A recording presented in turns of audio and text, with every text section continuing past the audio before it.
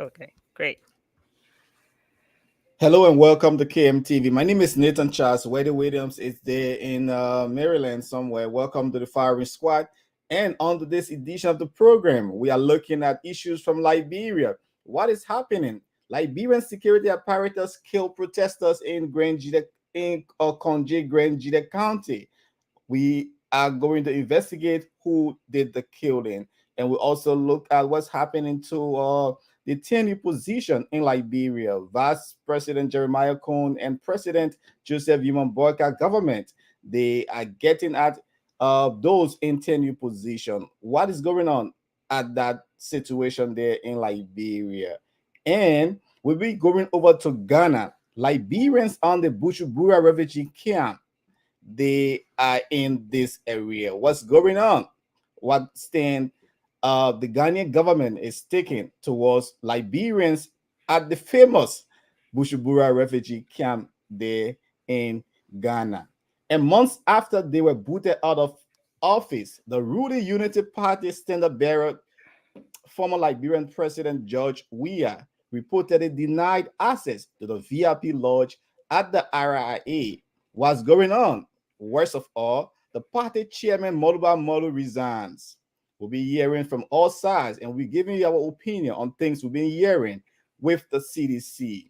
And hopefully we will be talking to Imari Gongor of the EFF. He's chairman there. He also has issue with Joseph Human Boyka nomination of members of his party. And we'll also be going into what's going on, who's playing dirty games with 79-year-old Liberian President Joseph Boyka nomination. Listing are coming out, names across flipping.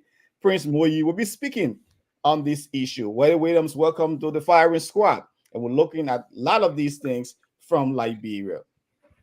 Thank you, Nathan. Yeah, these are the issues that we'll be looking at today. So we're here. Mass first. Welcome. Join the show if you haven't. If this is your first time, we're just launching this. We started last Friday, and it's going to be going on every Friday. So join us. Let's go over to our first development. Cyrus Mangiu is also a part of this program. Hopefully, he will be joining us here. And hopefully, we'll also be speaking to the government mouthpiece. He is Jerry Limek Pia. But let's go into the first development. We'll be hearing from Konjo Grand Kidman County. We've seen protest, violent situation, people dead. Government is saying one person died so far. 9 officials are injured. That is security apparatus injured. 18 protesters arrested by the Liberian National Police, I would say John Security, and a police station and other facility there vandalized by protesters, according to government spokesman. Even the technical school vandalized as a result of that. Government is saying that the situation is calm but fluid. We've seen lawmakers from the county visiting Grand Cape County to talk to the people. We've seen bodies, people who are protesting, they have been taken to hospital. But let's play you some of the 31 points, or more than 31 points raised by residents of Grand Cape County relating to the money concession there in that part of Liberia. Then we hear from the senators or lawmakers. Then we hear from Jerry Pia, the spokesman of the Liberian government. Then we come and give you our own understanding of the situation. Respiratory problem and effects of toxic gases on the human skin or body because of the environment is a confined space and is less or artificially ventilated. Hazardous benefit to be provided due to the hazardous nature of the working environment and risks involved. Number 3, 30% salary increment for underground workers, just as was recently done for our Turkish and Zambian counterparts. More besides, our working environment is very risky. As such, we deserve better wages. It is hilarious to mention that we earn far less than domestic and general workers on service in other departments. We need better wages so as the physical, so as the psychological effect of salary disparity doesn't victimize us. Skill training for the underground workers. It is traumatizing to know that people serve as assistant for machines for over 2 years without learning them. When they try teaching us, our supervisor threatening us with warnings. We need basic training for missionaries in our department like Manido, Simba, Jumbo, Mine Trust, Mason, Rubber, survey machines, plastic training, among others. More salary payment. Basic salary and overtime to be paid separately. Basic salary to be paid immediately at the end of the month, and overtime be paid not later than the 10th of the preceding month. In the Liberian real estate law, rental fees are paid at least once every 6 months. We want our housing allowance be paid in a total of 6 months or 1 year. Yes. Change of shift is removed from Sunday to Saturday, just as it's been done.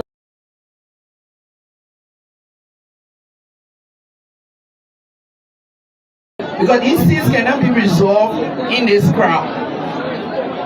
We have to take our time, sit with them. When I say take time, we're going to delay forever. Immediately. It is on the basis of your agitation that we raise some of the issues that we raised recently. And we discussed it off record in the Senate. Talking about the mining issue, talking about all that we say we have to confirm the Minister of Lands and Mine. When he's confirmed, this will move fast. On the security side, we couldn't do anything much without the Minister of Justice. Because it is a new government and it's taking time to form, because there are steps to be taken, we have to understand that we can't just do like this at the snap of our fingers. But I want to assure you that as we leave from here today, even before we came here, we have started speaking on some of these issues. Individuals who were protesting were also armed. As a result of that, whatever was happening there escalated beyond control. In the event, one citizen was killed. The exact situation concerning how that citizen got killed is still being investigated. Also, 9 officers of the Liberian National Police were injured. One of the officers, who was an ERU personnel, was injured in the head. Another officer received his injury on the leg. About 18 persons, or protesters, if you may, were arrested. It will interest you to also know that the police station, the police barrack, and the gym that is attached to the facility were all destroyed by the protesters. The technical and vocational school in the area was also completely vandalized by the protesters. As we speak currently, the situation is somehow calm, but very fluid. The Inspector General of Police is here. He could. Madam Weddy Williams, you listened to the claim from the residents there in Grand Cayman County, talking about the issue of 2 years not learning machines. You listen to overtime pay, you listen to their concern about rental and other things, how to improve their welfare. Also, the senator there from Grand Cayman County is appealing to them. One thing she said, we cannot do nothing right now because, hey, government is still taking time to form. Even the Minister of Lands and Mines, it's been 1 month. Joseph Dimma-Borga is still dragging his feet, crossing his T's and I's until this time to appoint those in government. That's the consequence of leaders not being put in place promptly in time. You can spend 2-3 months, Mr. President, and forming a government. You listen to Jerry Limekpia, the government spokesman, saying one person dead so far. But we've been reading on social media and other things that say there are more than one person who have died so far. Officers, 9 person injured. And hey, what's your own reaction from that? I would give my own view on the situation. If you're listening to all sides. Well, concession companies in Liberia have always come under scrutiny from their workers, from the citizens. And I think these issues that have been raised by these workers are valid issues. And there should be an approach other than firing live bullets, into protesters, no matter how angry they are, because then we get into the territory of human rights violation. So the government has to be careful. And we're reading in other news outlets in Liberia that 2 people died, but the official government spokesperson is stating that only 1 person was killed. So we take the word of the government because they control the country, but I think the government they need to be careful how they handle protests in the country. And I think the police needs to be careful how they react to issues of protest. Now, people are complaining that they are not getting training at the company. I think the company should be able to train people because working in these places require a lot of safety trainings, a lot of technical trainings. So you have to provide your employees with training. You have to pay your employees on time. Around in other countries, you pay people on time. You pay them overtime. And I think there are rules governing these companies who operate Liberia. So the government should be able to hold these companies, accountable to whatever concession agreements they sign. But we know for a fact in Liberia, a lot of scrutiny is not giving these concession agreements. All public, the government wants. They just sign these agreements. They want money, and that's all they focus on. So we really need to find a way to serve the people instead of the companies. And I think there should never ever be a discharge of firearm protesting into people that are protesting. No matter how angry these protesters are, using live ammunition is not the way forward. So what's about for me? I think the root cause or cause of this violence should have been put in place long time. We always allow these things to happen before we react. Now we've been watching live lawmakers from Grand Cayman County. They have been warning their federal colleagues. They have been sending this information out that our people are not happy. And with the B Mountain operation, even previous government, the CDC government, when they were in power, I saw a few videos when Samuel Two and other people appeared at the Capitol building. They asked them the questions.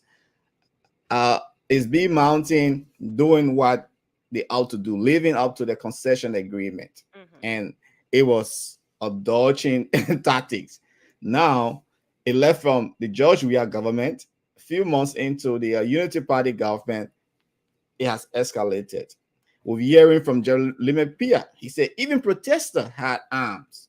So we're still trying to know. The thing is, if you claim that protesters had arms, you should have arrested whoever had those arms. Have they arrested them? Have they displayed their ammunition that these protesters had? It still doesn't give a reason to use live ammunition anywhere in a protest. Yeah, and that's some of the pictures they were seeing when in developed countries, they were going to take that guns to know exactly which Yeah, where it army came from. who discharge it and stuff like that. But again, another thing is our army personnel. I listened to the army chief, Algorithm, former army chief, and other stuff.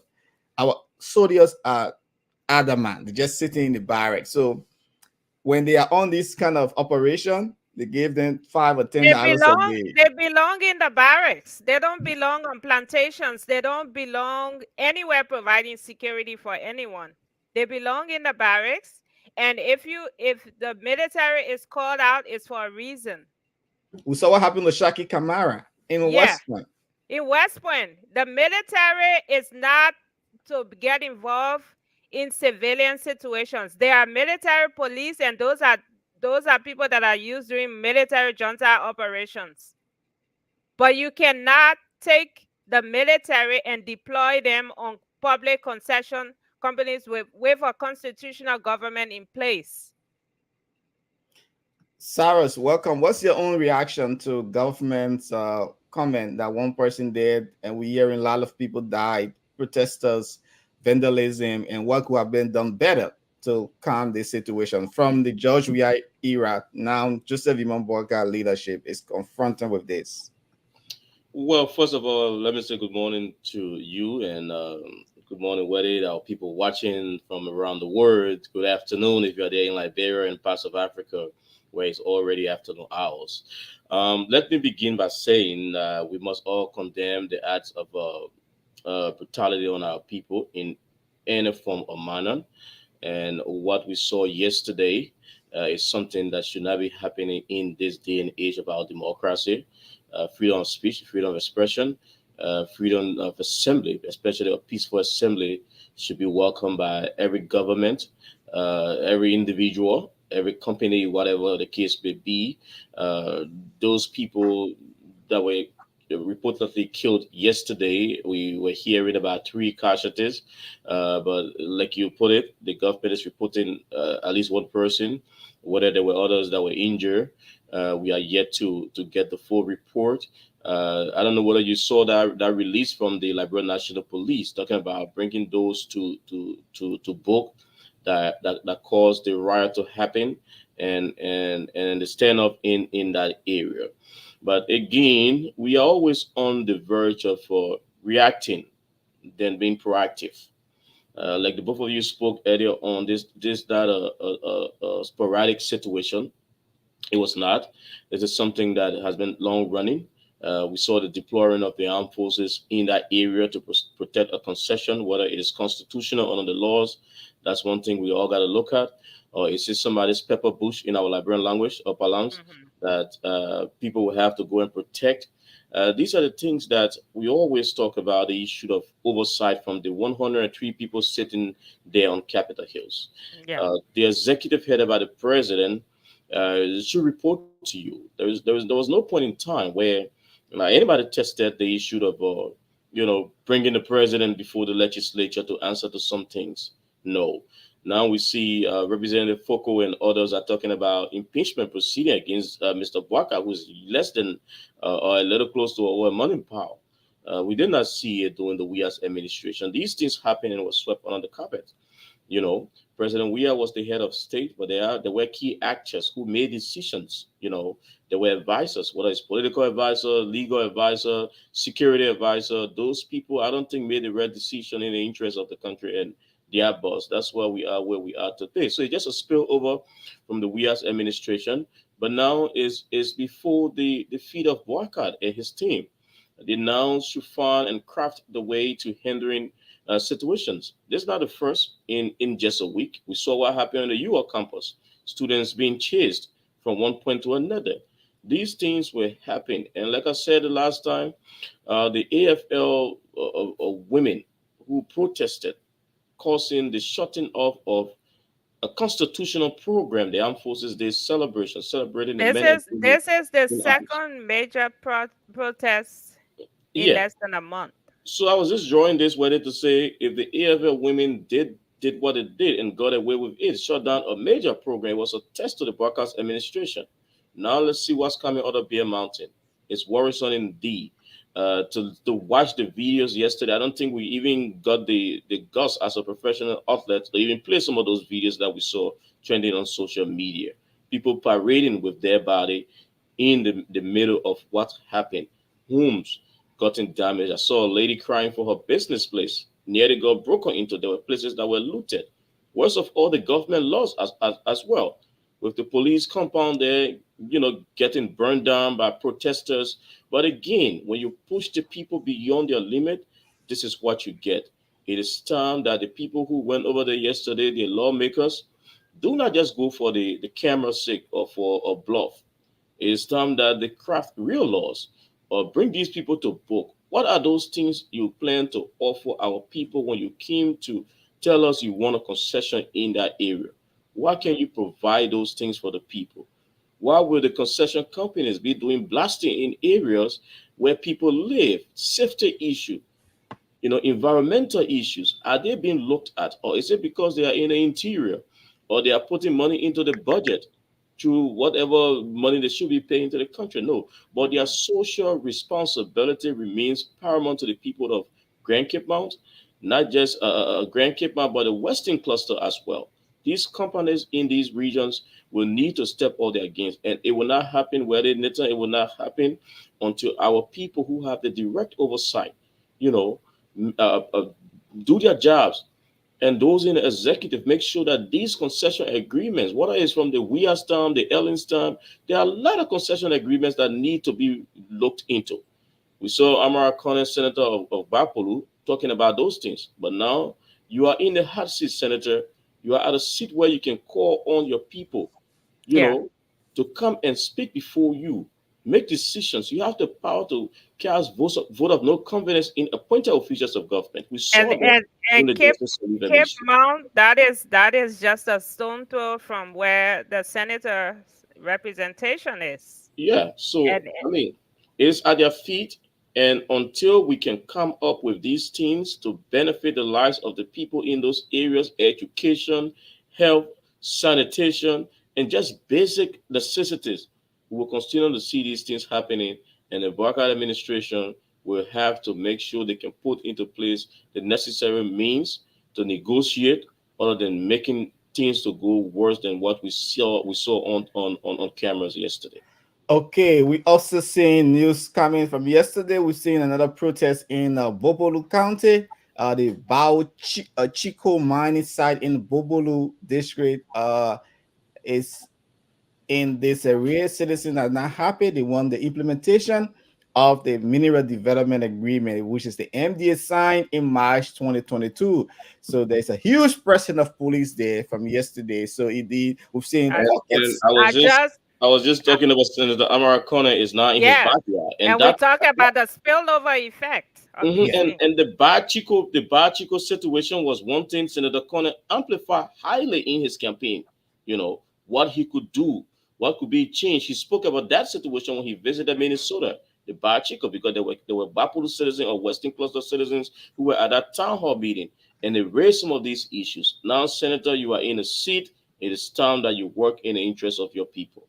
And we've seen that there is a mounting tension there because that's how it started. Because even the situation in Grand Cape County started off like that, but indeed, government is continuation.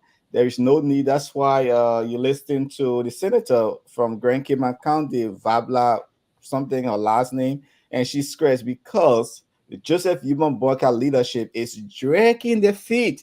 It's been almost a month. You've just appointed your Lands, Mines, and Energy Minister, Wilmot P., a staunch member of the Unity Party. Again, you've been in government. You was elected since November, December, January. It took President Joseph Imam Boyka 2 or 3 weeks People in say the you bring in U.S. Josh Weah In the back. U.S., he came. All of these things. Now, this situation are happening. Even your police authority, your security apparatus, they are just entering into office. It takes them time to know all of the in and outs of the security apparatus because most of them, like Gregory Coleman, he been out 6 years. Coming back again, it taking some time to bring on And his. this really tarnishes the Liberian National Police further. They What about our already army? because Yeah, and the military also, but then you look at it, it's within the Ministry of National Defense, whoever the minister is. But the military normally should be out of whatever political arrangement that is going on. The military is not your security guard, I think you know? they are there because they are hungry. They need some extra cash. They being paid $200 per month from the government, and giving a company giving you $6 a day. Because I listened to the minister. He said that's why they pay. I mean, between $6 to $10. Yeah, That's why they so pay then our soldiers. you're compromising the soldiers, Yeah. because But what happens? They owe loyalty to whoever puts money in their pocket. It's but like but, Yeah. but one thing I'm yet to understand. I'm not a military personnel, except don't get it wrong. We need to know the constitutional, Yeah. standard, or what caused the military to be put out there. We saw during COVID when the military was out in the community. It was a national That was national emergency. emergency. You do Yeah. those things So in no, because nobody it's just gets up and think that a platoon or whatever number of military personnel should be deployed at a concession area. Is it because your interest is there? Is it something that was brought before the legislature approved Mhm. and the Yeah. president sanctioned it? So those are some of the things we should look at. yeah, But but I think the senators should cannot they should not be approving. It's not a international situation that the military must go. They gotta approve. But according to the former defense minister, I mean former army chief, he said it is security intelligence. That's why the guys were, because I remember some senators asked that question, who authorized, and looking at the situation, maybe that's why they were uh foreseeing that something is going to happen. Because guess what? The people said even in their homes, and they're living like in cave, and they've been raising these issues. So the tension, like Pia said, is what is calm but fluid. Just what cow poo on a drive on the stay wet. And worst of all, you have killed, or there is a death within within that area. Somebody lost their Yeah. dad. The breadwinner is no longer. So we hope that our lawmakers, we hope that the government, because hey, they should not be reneging on their responsible duty. We saw that members of the Liberian Senate and legislature, they were all there. We saw Yeke Koluba, who also went in Grand Cayman County to help talk to the protesters there. So all the lawmakers were there, but these are some of the pictures we've seen from Grand Cayman County, and we hope that a situation will be brought to the book. We know that the new army chief, we hope that he will put on his cap. And Geraldine, she's the acting defense minister, right? mhm, Yeah. I think the So Minister of National yeah. Defense. So we don't want the situation to be like Shaki Kamara or other situation that happened in Asilamenta, Grand Bassa County. We need to ensure that something. I think the implementation, like now we're seeing what's happening in Bobulu County, So tension is rising. And just yesterday, the Freedom House released its report on the status of democracy in the world.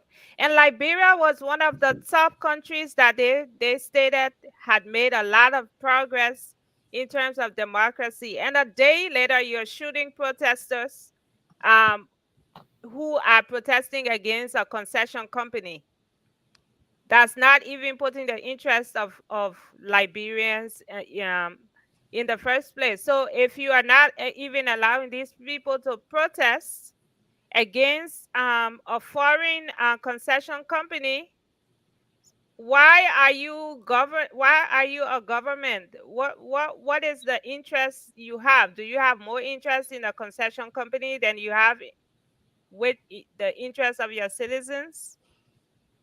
And I read this quote here from Page Africa. The protest was largely peaceful before the police fired the shot. From what we saw, we know the shots were fired by policemen who were mining the company's properties. I saw two dead bodies that were shot by the police trying to quell the riot. Patient Fufana, a resident of Valentine, Grand Cayman County, speaking to the Voice of Liberia Thursday. Yeah, and I heard that a police officer was even speaking on the issue. Police officers are not spokesperson of the police.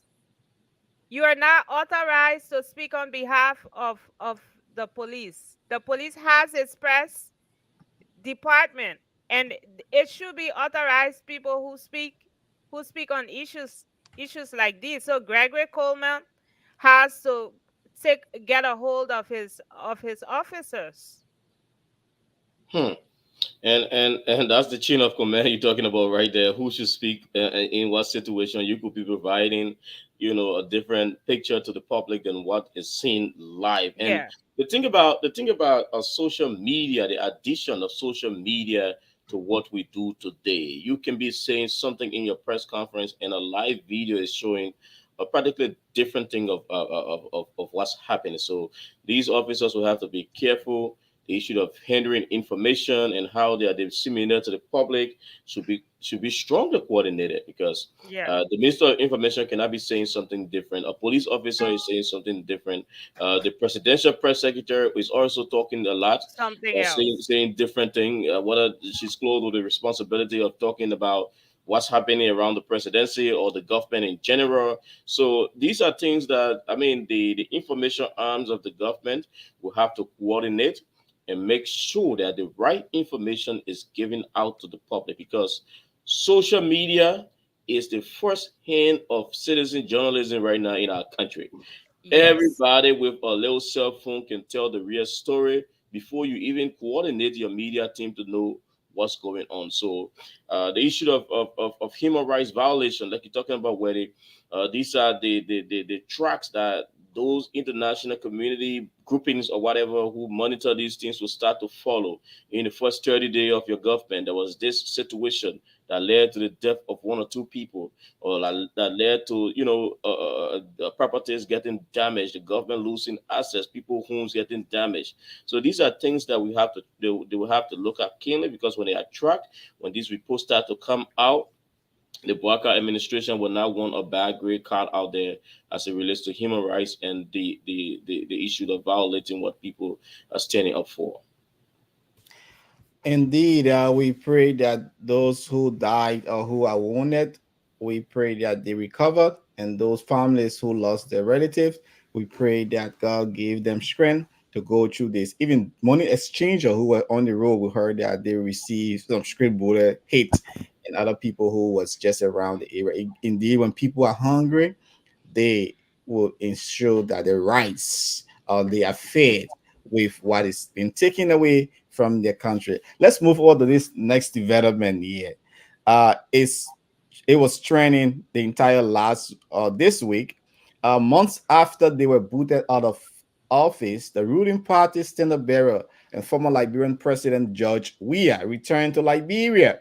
But interestingly, we heard reportedly that President, former President George Weah was denied access to the VIP lodge. And President George Weah was the one who initiated that project, making the place so beautiful.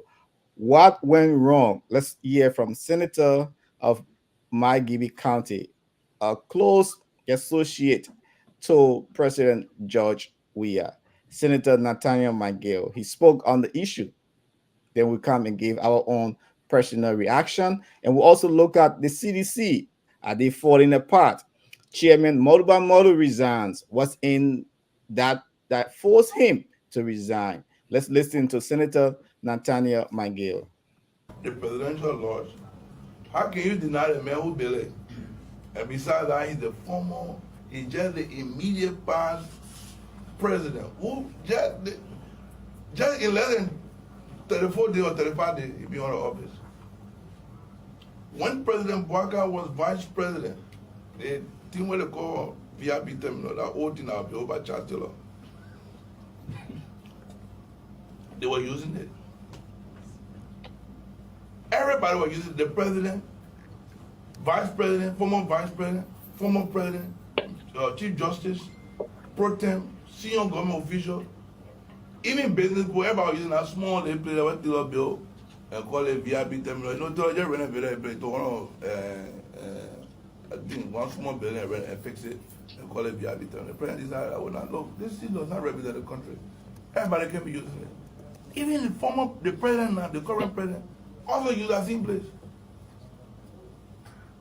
The president decided to build a modern VIP terminal for officials, for former president, for president, and he's coming to the country. And you get some people in Ministry of State who give it instruction and say the president should not use it. We want to condemn it.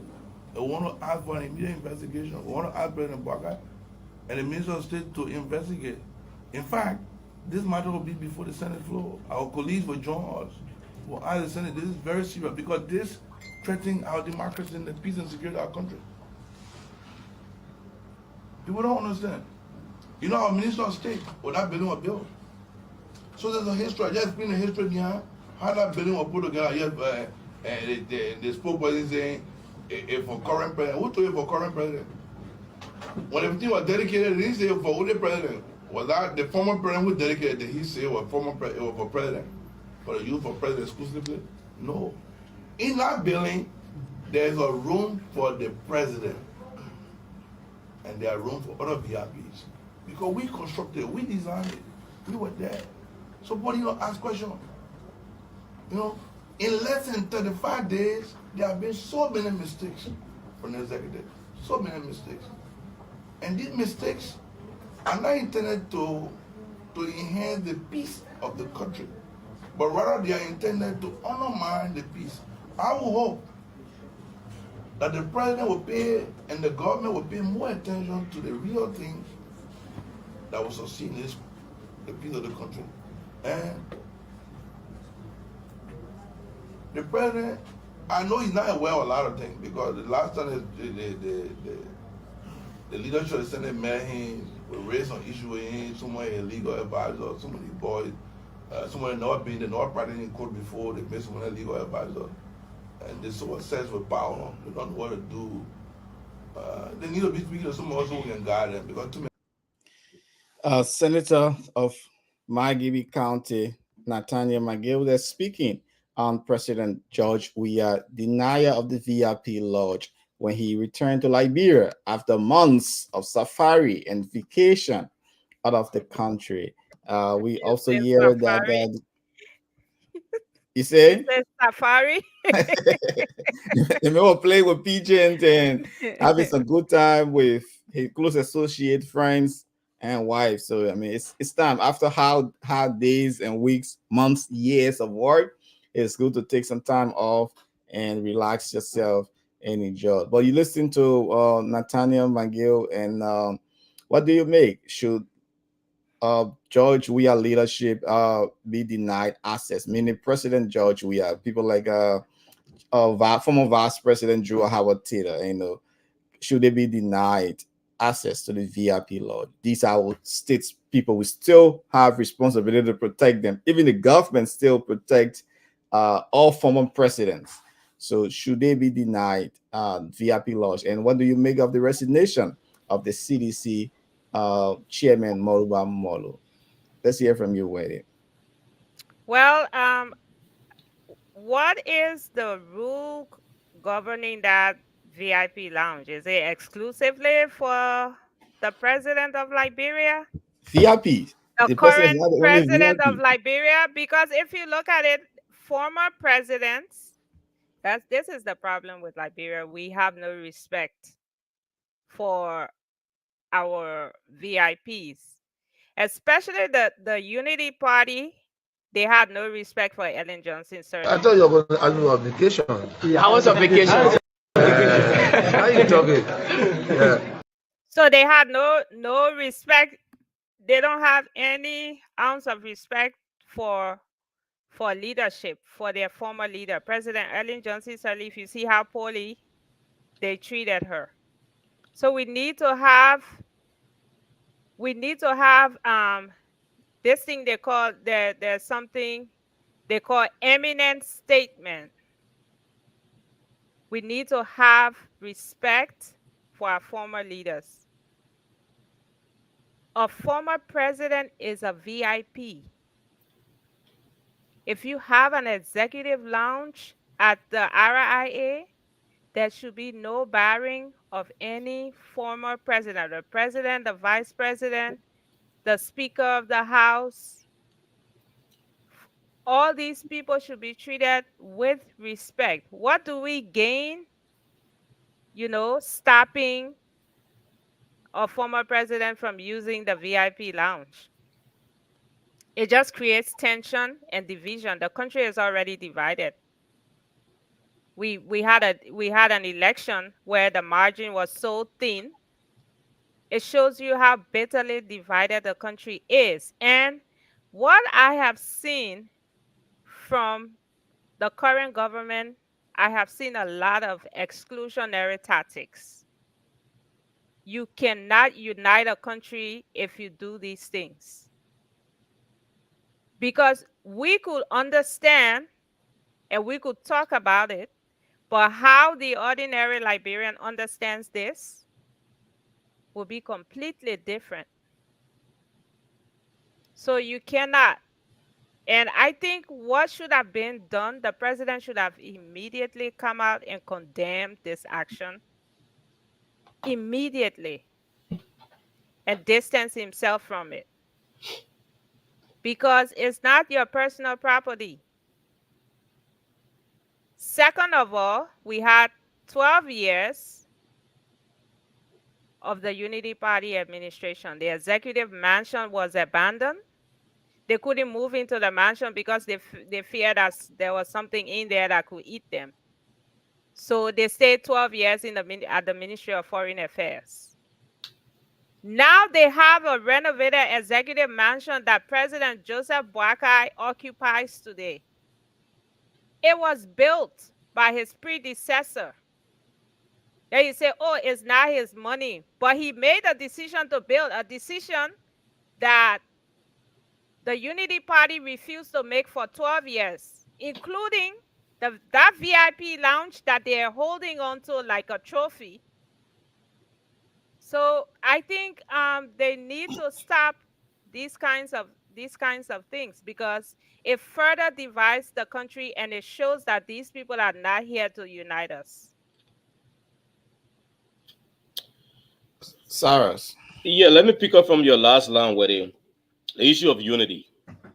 They are just very simple things that will mend the differences amongst our people. After months of tough campaign, a sitting president, not even waiting for the National Elections Commission to release its final results, called his rival and congratulated him. Mr. Barker, you are the president-elect. Congratulations. Worked with his transition team, moved swiftly in setting up a transition team and moving the country from the hands of the CDC onto the Unity Party. It was a smooth transition, no matter what. Even though we are yet to get reports from the transition teams as to what were in those, different handover notes. We are yet to get reports from the inauguration team as to how money allotted was used for the inauguration. That was on my part poorly planned. I saw an incoming president almost, collapsing or dying on cameras. There are a lot of things that we can look at, and it starts with reconciliation. I believe, like after everything, by now there should be an announcement of a team that could lead reconciliation across our country. Like him or you don't, ex-President Weah still has grounds in Liberia. He still commands a huge number of our people. With less than 20,000 votes, any other African president would have thought they could find those votes somewhere else. We saw it right here in the US where a sitting president was asking a secretary of a state to find votes where he could not even find it. Least to say Africa. But President Weah graciously conceded on the day of inauguration, hopped onto his private jet, and was out of the country for I think close to a month. You heard him if you watch that. Private jet issue back here. Oh yeah, that was trending for 12 years. And you saw him coming back almost a month later.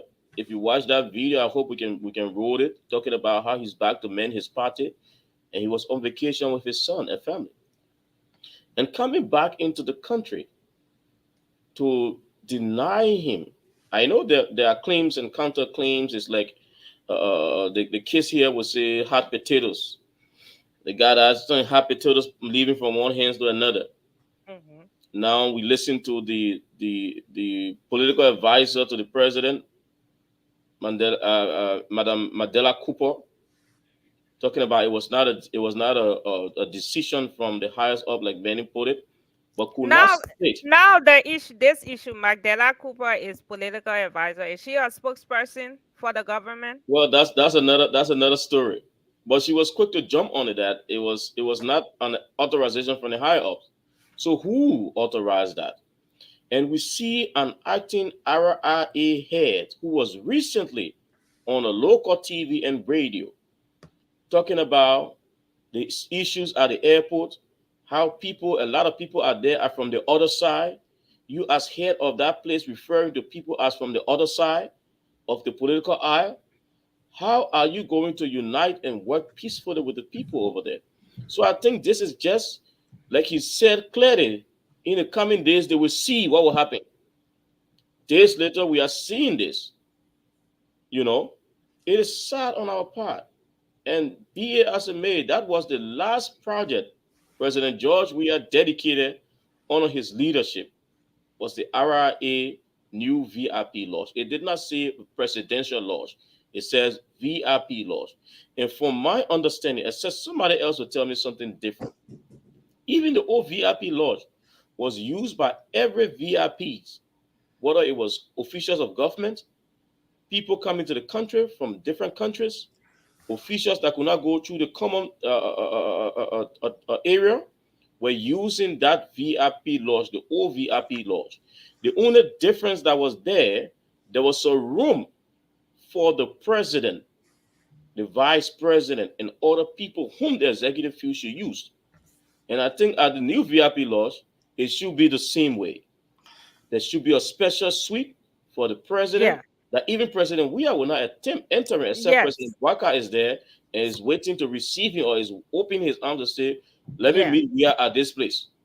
But the VIP laws is not a presidential laws, it's a VIP laws for VIPs entering or leaving the country. And even before George Weah became president, he was VIP.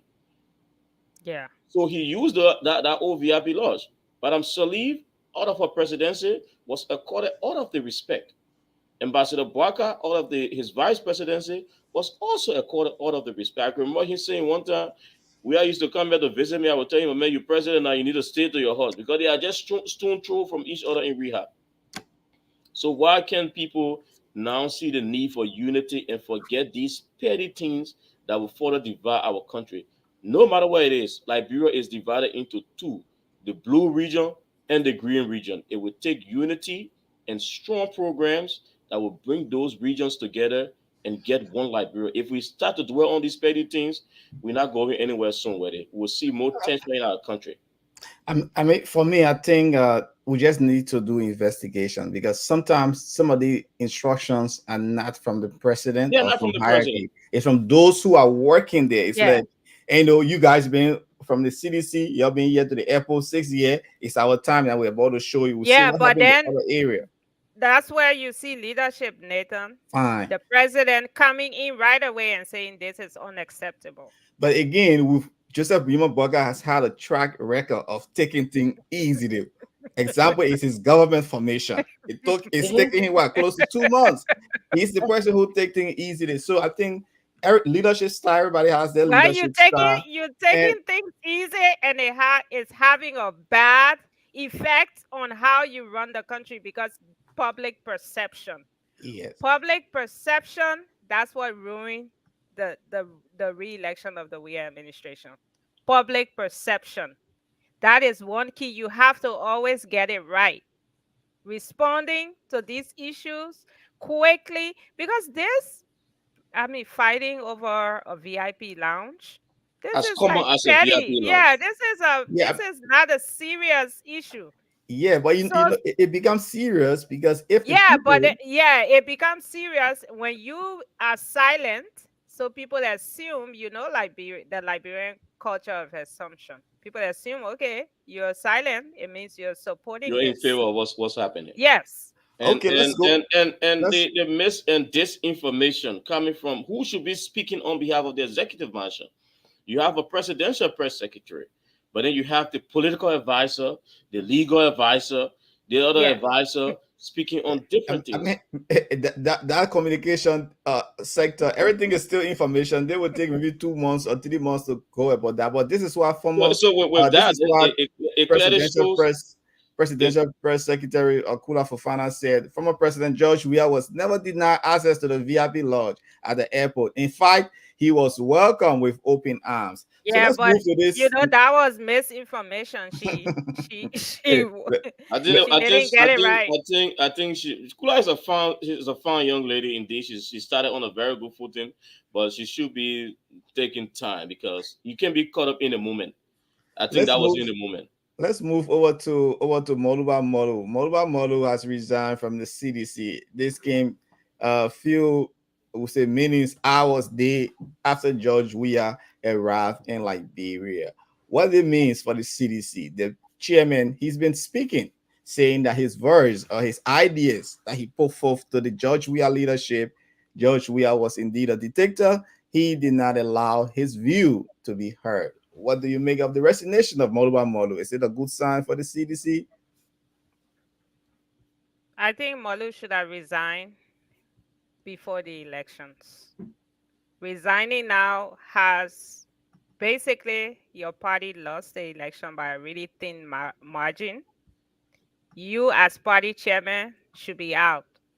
All auxiliary heads should be out. There should be a complete restructuring of that party. So it's a failure all around. So his resignation, okay, yeah, the president didn't listen to me. Okay, you should have done this before the election and you should have said something. But we in Liberia, people are noted. That's one difference. Wilmot Pay, say whatever you will about Wilmot Pay. Wilmot Pay openly challenged Ellen Johnson Sirleaf all of the time, privately and publicly. He was on the record challenging her policies that were in direct conflict with party position. But you wait until after an election, you lose by such a thin margin, which shows a complete failure. And then as a party chairman, you say, I resign, because I don't agree, because I didn't get the support that I needed. You should have done this a long time ago. Cyrus. For me, I feel there is nothing new. I partially read Molu's, statement or letter to his former his political leader, as a matter of fact, George Weah still. I read his letter. There is nothing new than what the public have been seeing. Even leading up to the campaign, during the campaign, after the campaign. You know, there is nothing new. So I don't think it was something that was breaking. I saw that coming. It was not a breaking news for me. I saw it coming that model had no, you know, hard hold of the CDC any longer. The only thing, even during the elections, the only thing you could get model doing was rallying the guys under the sycamore tree. But he never had real control of the Control. CDC as a chairman. We saw Nathaniel McGill, now Senator of Magibie in 2017. He was in that strong seat as chairman of the CDC during the heat of Yeah, the campaign. McGill has always been a Mhm. strong figure He had in control, that's yeah. and that led to probably their victory. Their strategies worked. We know that George Solo did not give CDC a victory as chairman, but he had a He strong was control of his party. I can remember when then Justice Minister Christiana Tar, was it Christiana Tar? Uh, uh, uh, uh, uh, uh, uh, that was justice minister on Yeah, yeah, Christina Yeah, Tah, yeah. she was when, at when, some point. She was justice minister. Yeah, at some when point. she told the CDC they could not, parade during the November 7th. They were very defiant on the leadership of George Solo. The CDC was bold faced out there, but Molu, there are factors. There are a lot of things that played into their political strategies that earned them the lost the gut. you know, so people expected him to even resign after he had that gossip leaked. You know, with President we are in early into his presidency. It was all out there that turned out to be quote unquote liquor talk. People Hmm. expected that he was going to even step aside, but that drew a bad blood between him and President we are throughout his presidency. And to still see him holding on as chairman of the CDC, leading into a crucial elections where your standard bearer and president is seeking a second term. A lot of things play. People talk about people controlling finances, people controlling what the president listen to. We listen to former Vice President Jewel Howard Taylor, just after the left president left power. She spoke about some ills. She drew the situation with Merman Briggs Mensa in Bond County. She talked about why she felt Johnny Quay, who's now senator, was the favorite for Bond County, but she was not given the ears. So there are a lot of things that happen in the CDC.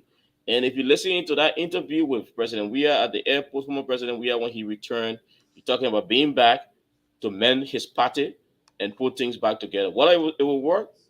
Hours after that, we saw a letter from Alba Molu, even though he said he's not leaving the party, but he was stepping aside from the leadership of the CDC. So that was not So something. one another thing, was he stepping aside willingly, or was he forced to resign from the party? Well, those are questions that are yet to be answered. But from his Well, statement that we read, I think it was something he concentrated on a long time. yeah, I think model by model, sometimes if you are given a position ceremoniously, I think he felt he was just there. But the major decision in his letter, the major decision was not taken by as chairman. So he was just the ceremonious head. The Nathaniel Then McGill, the Akaras then Gray, leave. the George Weah, they made a decision. Remember that he said he announced some rally or protest, and indeed President George Weah wrote that he heard that there will be another event and kick it. So there were a lot of things, even major decision from the campaign.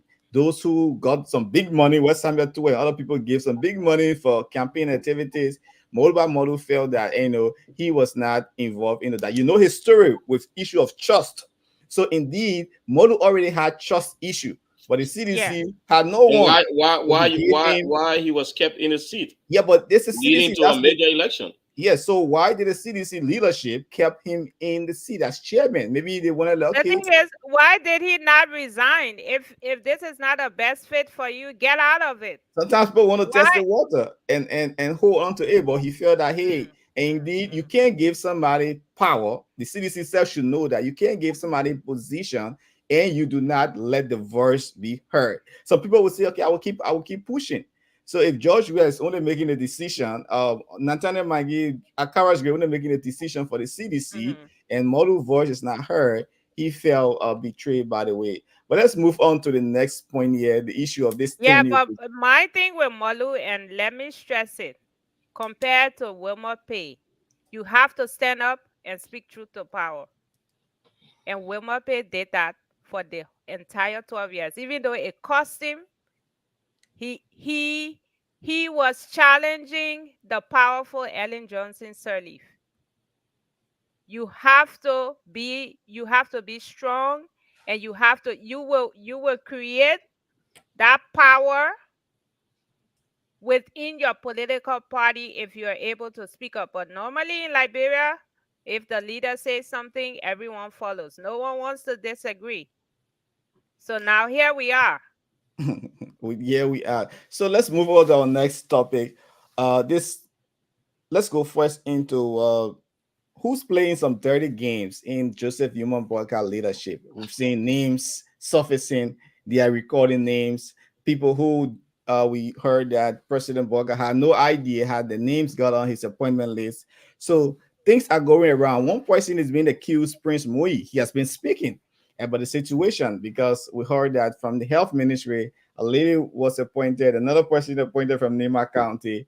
Names are in and out. So who's playing the dirty games? Prince Moi has been speaking on this issue. We'll come back, we'll talk, get your views on what can be done differently for this 79-year-old president, Joseph Imon Boyka. His nomination, those listing, should be scrutinized and come out directly, signed directly from him, and nobody there, while it's Sylvester Grisby or somebody who's playing the dirty games. Let's listen to Prince Moi.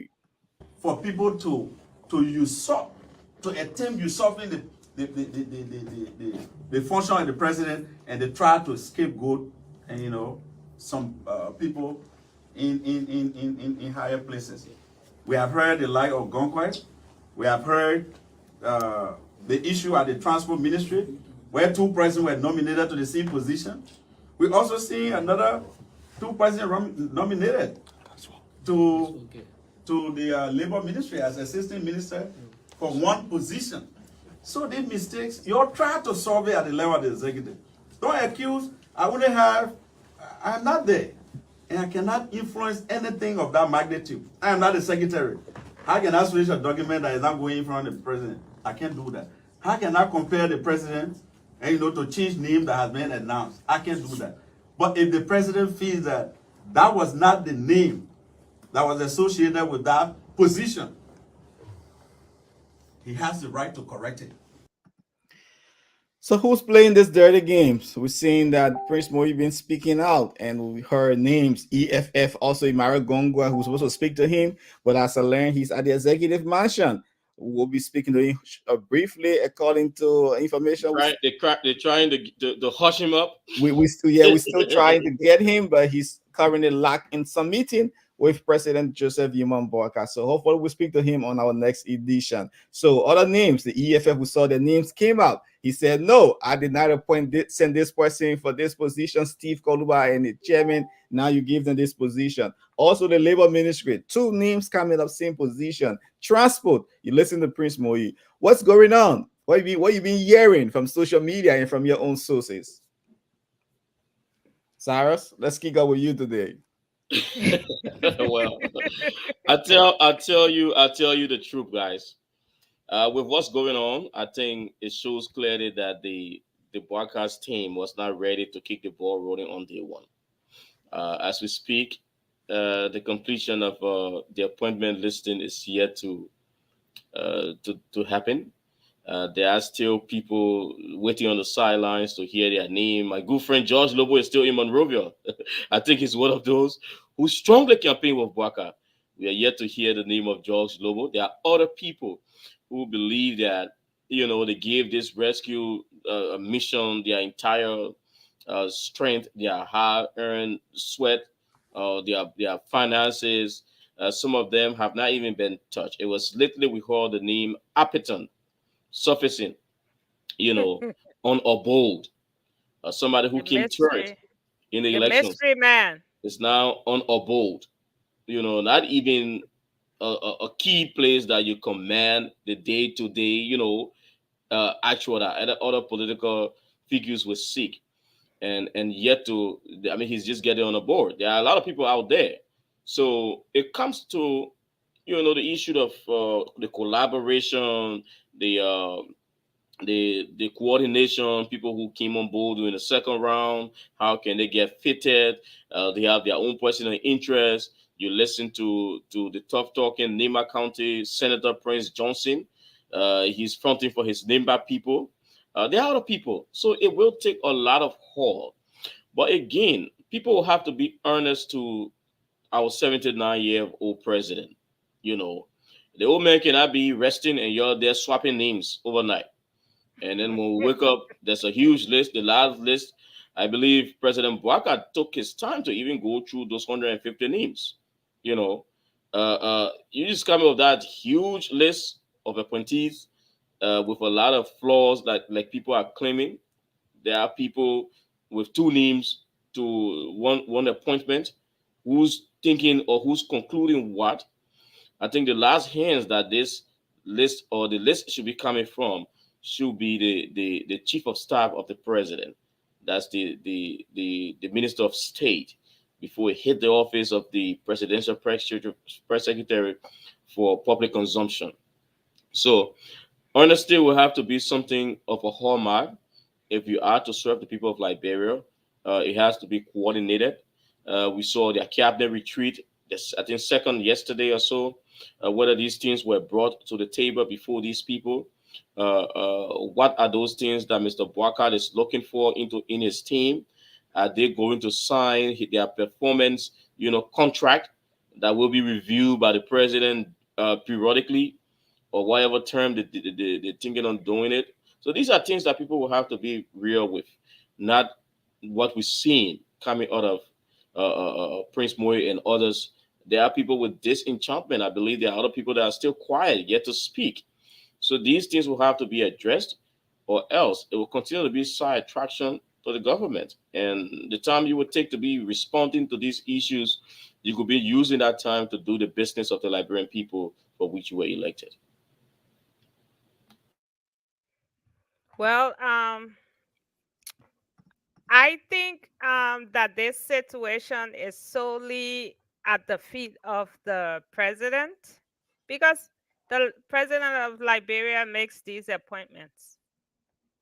Constitutionally, he appoints. How can one person have the power to appoint up to 700 persons in government?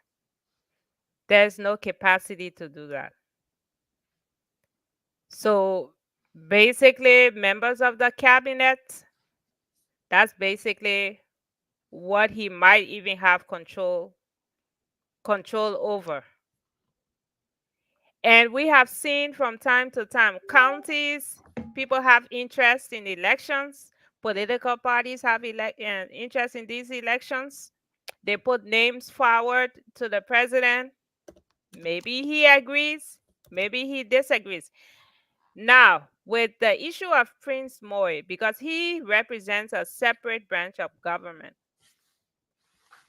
Now, with these allegations coming that he's appointing people and he's looking at lists of appointments and adding people on and removing people, is this what he's supposed to be doing? Is this his job? He should be in the legislature, not meddling in executive appointments. So I think the legislature should be able to caution Prince Moy, and maybe remind him of what his role is. Now, for political appointments, the president has a right to appoint people. I mean, the Constitution allows him to do that.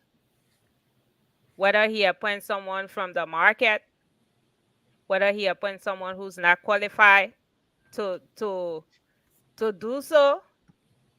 Now, when these people who are confirmation set, when they go before the Senate, and then the Senate will scrutinize these appointments.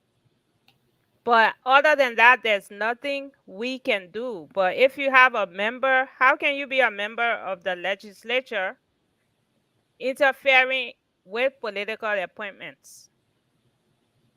So this should be really condemned. I know he's denying it, but he should not be anywhere near political appointments, really. Well, there is one thing, because we saw recently trending that there was a name as recommended to be deputy fire service boss from the office of Senator DeLong, quote unquote his cameraman, as deputy fire service boss. Whether he's qualified for the position, that's another thing. People say yes, he is. I think making a recommendation from a senator or a representative from the legislature is not a bad thing. These are people who supported the campaign. They can recommend, Mr. President, I feel this person is capable to serve in this position, but not like what it has been alleged that Moy is one of those that is touching names. How did you get to that point, in fact? Exactly. In the first place? You are not even the chair on executive of the Liberian Senate to say, oh yeah, maybe he's chair on executive, so you have that proximity to the office of the president. But you can make recommendation. Anybody who supported the rescue mission can make a recommendation in the interest of those that are around them. Job creation, they are Liberians. They should be the one working, but you cannot go to that height, man.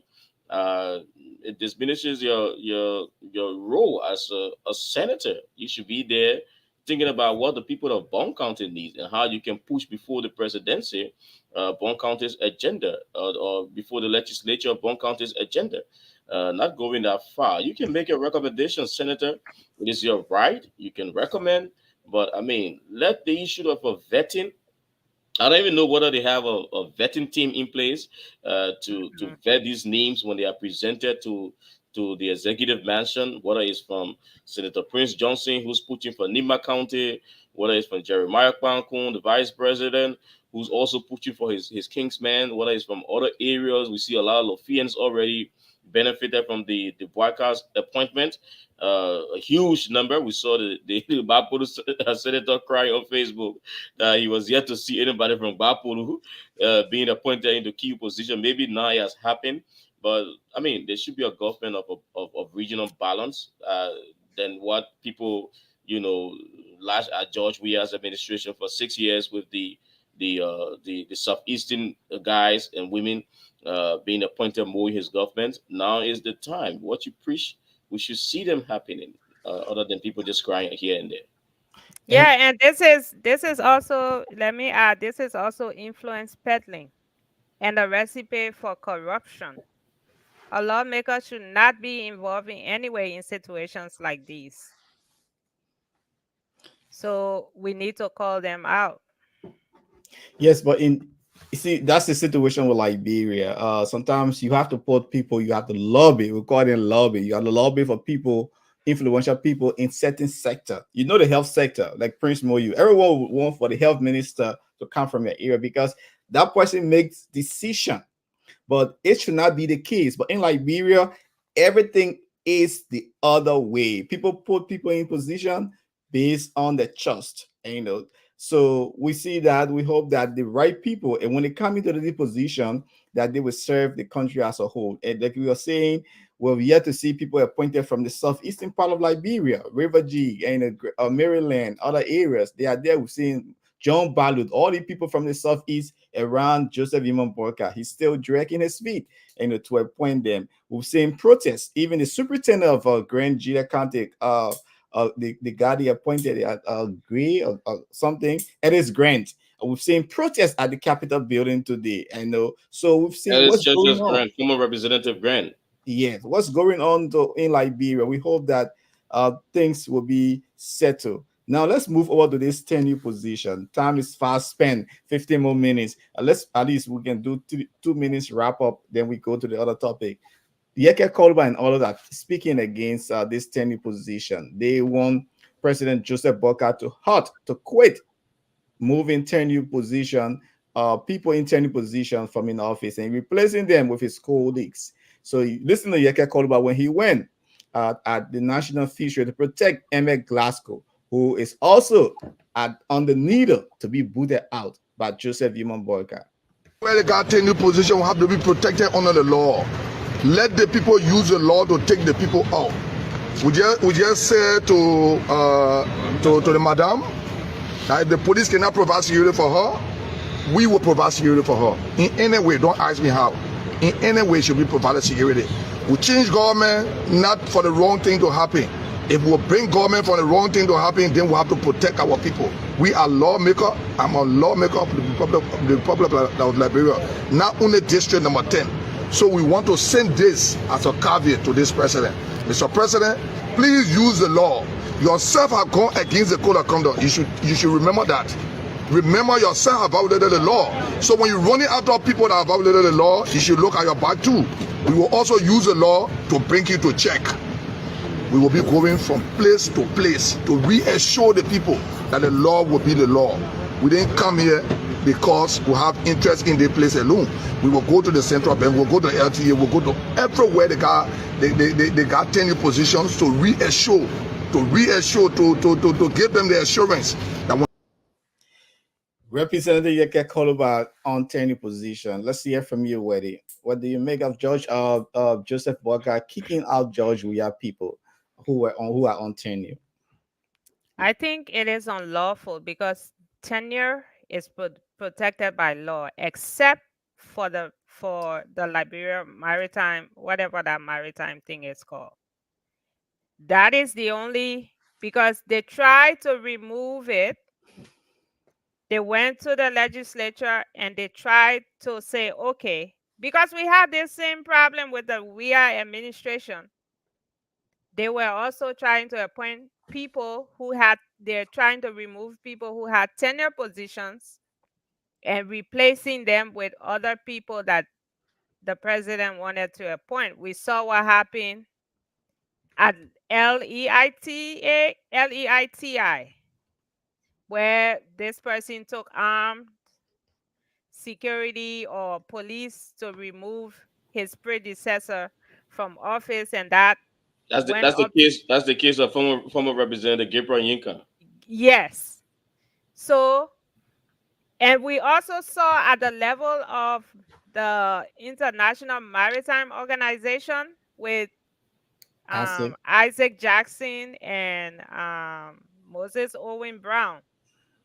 So I think the presidents know the law, but they just want to circumvent the law and do whatever they want to do. And that's why we have the courts, because the courts interpret the law. So I think the best way forward is to just go to the court. And I read that a number of people in tenure position have already, called on the intervention of the court to sort of make a decision in this matter. But it is clear-cut, simple. These positions are there by law. You cannot just come and change people because they are not from your party or they didn't support you. If the law allows them to be in those positions, I think you should let them be. Oh, okay. They always say ignorance of the law is no excuse. So maybe the president doesn't know that this is a law that protects these positions, but it doesn't give him the right to, to be not a law-abiding citizen, to break the law, because he is the president. He should be the one respecting whatever law there is. And these positions are protected by law, Cyrus. Well, the positions are protected by law, but the same law says that they can be removed for a cause. Okay. Mm-hmm. So it is left with the legal system to determine whether those causes are genuine for which they should be removed.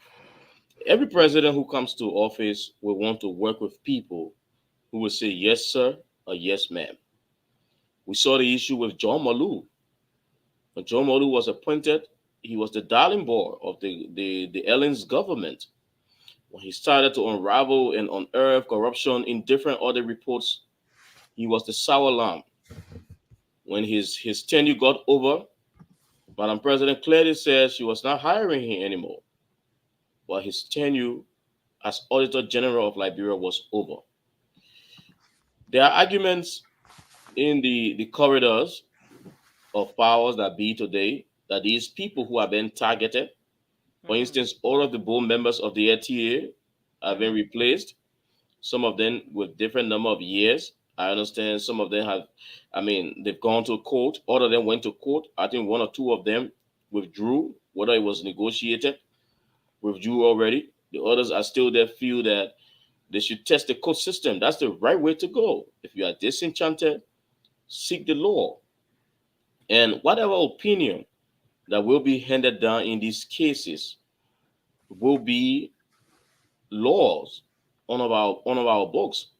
Because if, for instance, this happens tomorrow, people will tell you, in this case with Nathan Charles, you came down with this rule in Supreme Court. So if it is happening in the same instance, it should be a law. Mr. We are trying to move the guy from the lottery. He sought the face of the Supreme Court, and he won his case. He retained his position until his tenure was over. So it is not about what you do, but these people are brought to book if they violate those things inscribed in the laws that set up those places. I see people running with pictures of tenure officials of we are government in party regalia. I saw one of Emma Glasgow from Fishery.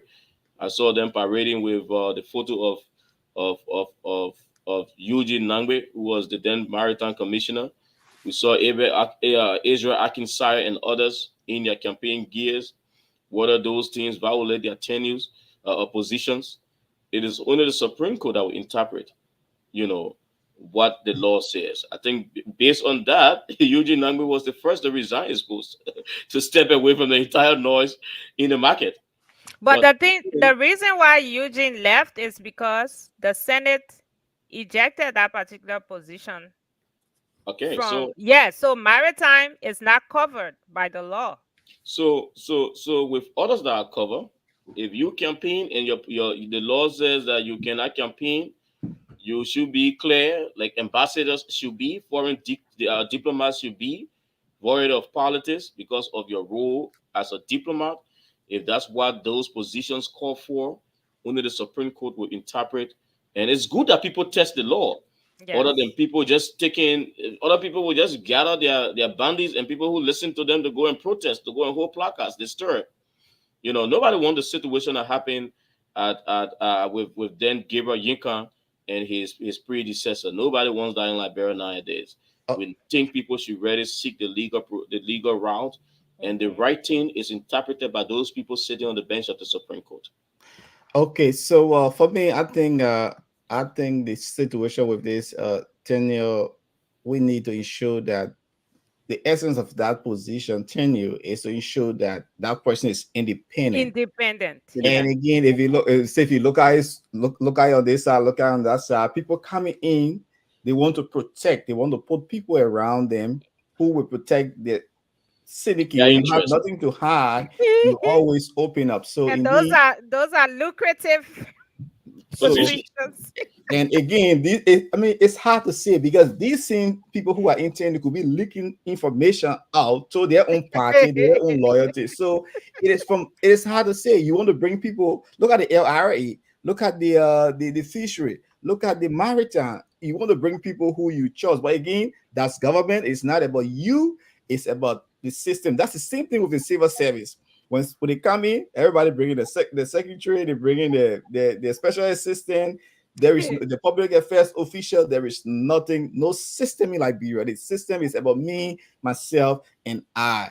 So we will ensure that the laws are there. Not all the laws the Supreme Court must come and interpret. If the laws are written, it is black and white. We should try to bring Councilor Pearl Brown Bull. She just said, "I'm watching you guys." So let's Councilor Pearl Brown Bull is watching. Okay, Councilor Pearl Brown Bull. Maybe we can give Councilor a minute or two, but let's see whether we can work up something. Let's move up to this other time is fast spent. We have less than few minutes to go. We have another 30 minutes to go. No, few minutes. We're all on the clock, so we gotta go running. This situation in Ghana is troubling. Our Liberian, though they have been there 15 years on the Bushbury refugee camp, we've seen that their homes were being broken, destroyed. I've tried to bring some of the videos, but it's not working.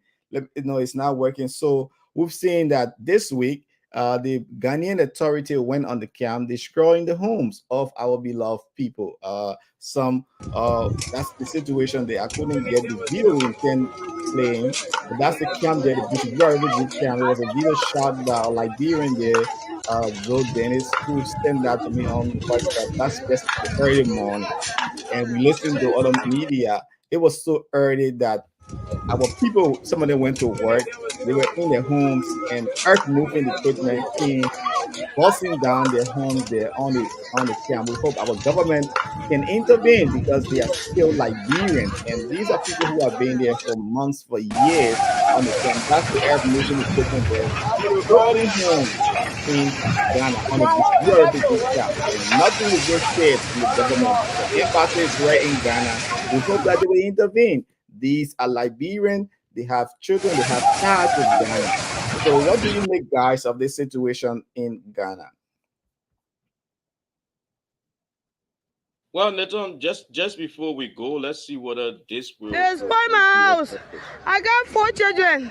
This early morning, before I could make my mind, just see the chatter, before I could make my mind, everything just, I don't even know myself, I'm really confused. As you can see, I'm packing my things there now. I'm confused. I don't even know what to do. My children and everybody, we are confused. My sister, we just passed it myself this morning. We don't know. I'm going to throw my things before they throw everything out. Yeah, but if that market said for our place, at least money, I make them give us a chance to pull some of our things out. Make them give us money, but they don't do nothing. I have been here for 35 years. Nothing I have to take. They break all. Nothing I have to take back to my 35 years. I have been here. Nothing I have to take. Nothing at all. House. And it's not easy. It's not easy. See? The place I am now, I don't know what to do. My things are in the house. I went to work. And my wife called me that, oh yes, they are breaking the place down. Before I came, they are already feeling breaking the place. Well, I don't know. I don't hear about it.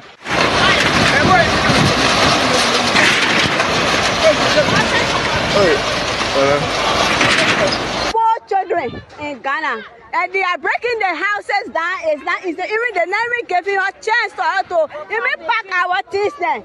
See, everyone, my husband said, now every day you go to work. Our thing, they break it down. Nothing that we take from in our houses. Why? Why is this? What is going on? Even why is wrong? And our thing, what will keep it from year to year? Everything has breaking down. Why? It's not easy. I beg you, you shouldn't do this to us. I beg you, the same way we in Ghana, the same way Ghanaians are there. The same way we in Ghana, the same way Ghana people have stayed in Liberia. Well, that's a sad situation indeed, guys. That's a sad situation indeed, and I saw those things. I read from the Ghana network, Joy, they claiming that there were drug users, ghettos in that area that the government were trying to get rid of. But Nathan, like you put it, we hope that our mission in Ghana and our government can reach out, because be it as it may, is our people. But just as we were speaking, I got on the phone constitutional lawyer, Councillor Per Brambu. Councillor Boo, are you there? Good morning or good afternoon, wherever you are. Yep, it's morning here in the U.S. on the East Coast. Is 8 o'clock, 8:31 here on the Midwest. It's 7:31. I don't know where you are. Are you in Liberia? No, it's 8:31 where I am too. You know, life is like an ice cream. You must enjoy it before it melts. So wow. At my age, I'm trying to enjoy my life. I am a 1986 signer elected by the people of Montserrado County. I was a young attorney, and we were only 3 women on the Constitution on that group. So I'm saying that I want to live, and I'm happy to see that part of the Constitution should be implemented. Since 86, government officials have been flaunting and citizens have been flaunting this Constitution that was modified and things added in the benefit of Liberians. For instance, people should not hold certain positions and have conflict of interest. Acts should not be made that will be in conflict with the Constitution. Now, those people who with tenure, they know for themselves that they got code of conduct that say you should not participate in politics. That's why you should be independent. But let's be frank. Common people, they have conscience. And they were floating around here in T-shirts. They were forcing their employees to go to vote. So they must pay the consequences. Do not go rely upon top or contracts. Let's see whether someone else sign contract, you sign contract, but you must live up to your contract. Government come with those big jobs. Let the president pick who he wants, because some of them said bad things about this government in power. So how you will have people there? Let's look at someone that they receive pile of money and they didn't do what they're supposed to do. The only thing I say, they should call those people, find all those bad things they have been doing, illegal things, making big money, whether they even competent for the position they hold in. If you even know nothing about technical stuff, IT, LEs, LTA, and other places, what are you supposed to be there for? All right. So, Councillor, there's a lot surrounding this, and I hope that we can set up a time to have you with us on a longer time. But you have said it clearly, there should be relief. But do you think the Boyka administration is doing this the right way? Should the Boyka administration go to court and put before the court what they think are violations, quote unquote, or alleged violations of these people that are being removed, or should they go ahead on the path they are, removing them, and they have their own reason to go to court? What way you think would be the best? You know what? I have great respect and confidence in the Minister of Justice there now, Councillor Tue. But other people working President Boyka administration, because some of them are come by chairs, some of them are the first time coming holding the jobs, they hold it, they don't know. They should consult people before they do things. So some of those people, they just, even if they want to move there, you just go find the positions where they have done. And we have plenty of things on all of them, plenty of them there. Some of them, you know, nothing for what they put them there for. So then when you find those things on them, you can go and move them. So let the people go up with what it is now. If you it's appointed job, bro, tell all let the legislature there do even pass those new people, find things all of those other people who there, and then they will get there for cause. For cause. We want good government, man. We the elders, we should speak. We had good time. That was for Boyka government. But some of those people you got in there, you know they know nothing. And they must consult, they have their own agenda. Look at their background. They should have vetting committee. I wish our own have vetting committee. Plenty of them we got a dose here. Wow. My colleagues Nathan Charles and Weddy William they are also on set. Nathan and Weddy, you have anything for the councillor? Because I want her to go with 2 points. Yeah. Hi, Councillor Boo. Journalist? Councillor asking whether you can go get a job. I remember one more day with the president, Elisa Lee, from morning to evening. The competent people. You put journalists where journalists belong. You put people who know how to talk. You can't just talk. You must know people. You must know the people. But if you come here, you don't even know anybody that they go put you there, come by chance, and that place to learn. And on second thing, that's what we had in our last government. And go to the job, then you go into school. You go into school to learn to say master program and this thing. Serve the people, you got 8 hours, serve them. Answer the phone. And this time, God, Boyka, he got no start, and he got people start, and most of y'all to the jailer trying to be close. So, Weddy and Nathan, you have anything for the councillor? Well, I just want to know what is the standard, procedure that the president should follow in terms of these tenure positions. Like, can he just appoint someone or? No, Weddy.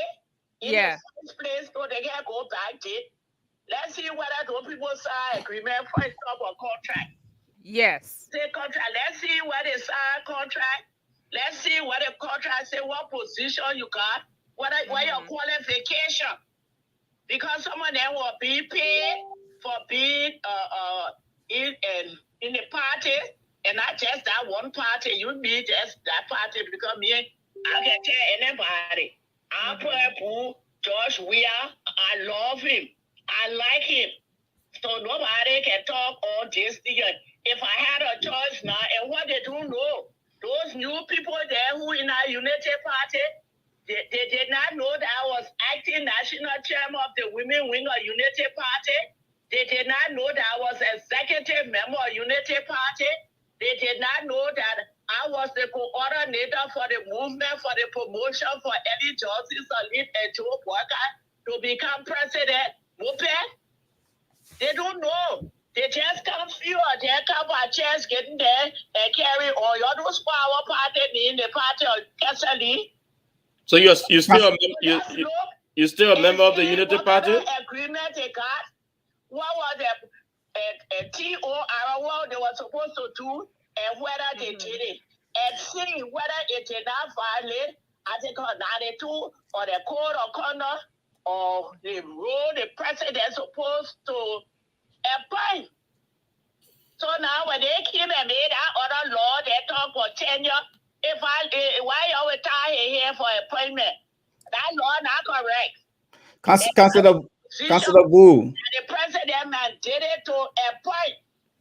But because all the great jobs, the great agencies that will make money, and for people to have control over it, they put their people there. Now you see the money. Someone that got $4 million, $3 million for contract. Okay, look at our LTA. I saw on the place there that they were supposed to build house, build an office. You give somebody $2 million or whatever for fence, for that to build the fence outfitting. That now season, this season, theft of services. Councillor Boo. Councillor Nathan Charles wants to come in. Councillor Boo, are you seeking? You know this Nathan, the one that used to be with EFBC. If you know me, you call me Gossip. Only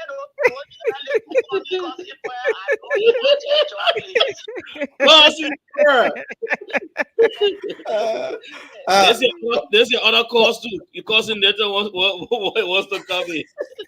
Yeah, what you say, Nathan? Are you seeking job in the Joseph Yuma Burger government? And what's your own reading? 1 month now, he's still dragging his feet to appoint his leadership.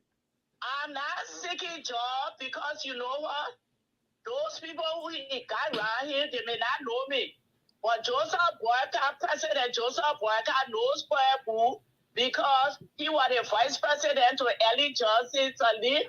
And the day when Ellie Sirleaf went to go and establish Unity Party in Lofa County, and the day we met him, Bakari, and he followed Peter Bono Jala was riding Ellie car. I was there when Ellie Sirleaf had 2 leaves, Betty. And I slept in a house with her security and the girl who cooked for her. And when she told me, prayer is 2 needs now. I said, who? She said, Joe Boyka, and I won't call the other name because the other man is supposed to come from Nima. These Nima people, they're trying to hold our position long time because from 2-week party time, and I was the first elected national chairman of the Women Wing of 2-week party. Jackson Joe was next in line. Toba was grooming him. So do early time and the same thing. And I remember my voice might not have been heard, but I did say, get Joseph Boyka. You don't get people who will compete with you, equally with you, if they weigh her, Joy Howard Taylor or with Opo, competing. Wow. In fact, I told you to, if he carry her for vice president, he will lose. And he did it, you see now. So when I speak, I know what I'm talking about. I don't need no job. But when I stop me from talking on issue because I'm capable, I'm qualified. I was also chairman of the Grievance and Ethics Committee of the Supreme Court that investigate lawyers, and secretary to the Judicial Commission that investigated social justice judges. So we know each other. So 1982, so we know the crooked lawyers. Is okay. So, Councillor, on the other way, we know you say you don't need you. On the TRC would be settled. Now Yeah. they want the TRC could let the legislature. It's about time.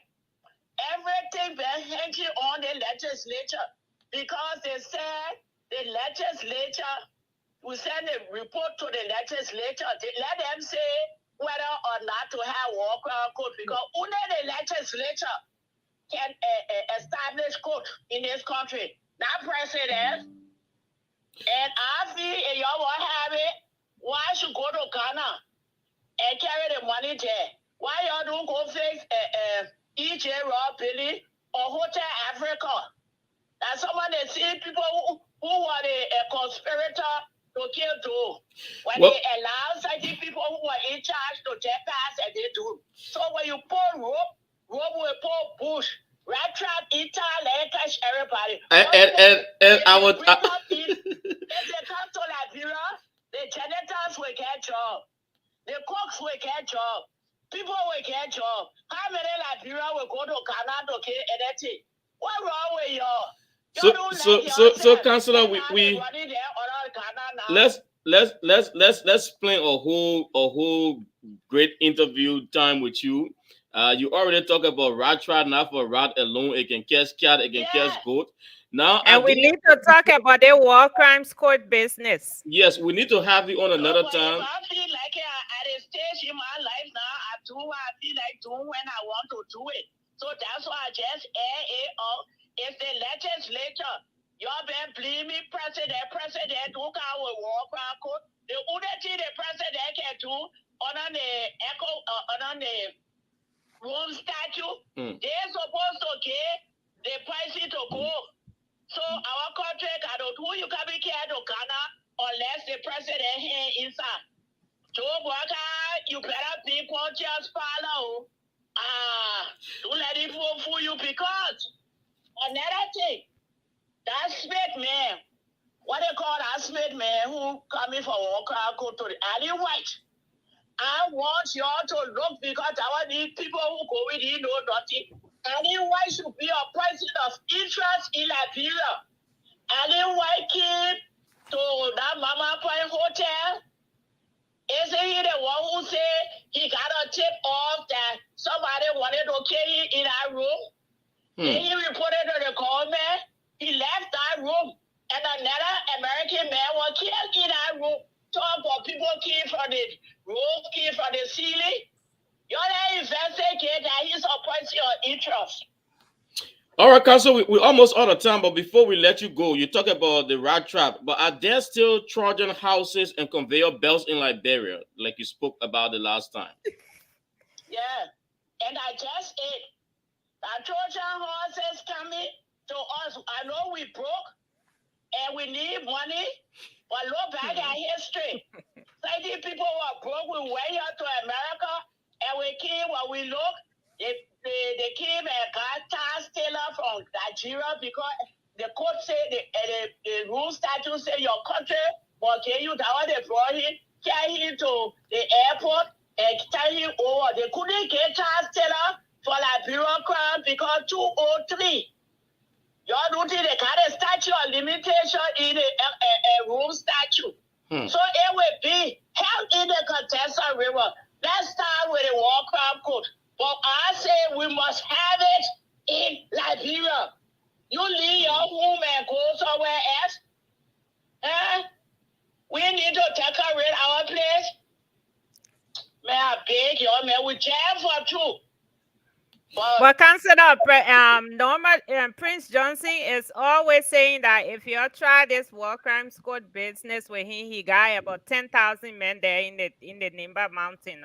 Okay, let's leave Prince Johnson.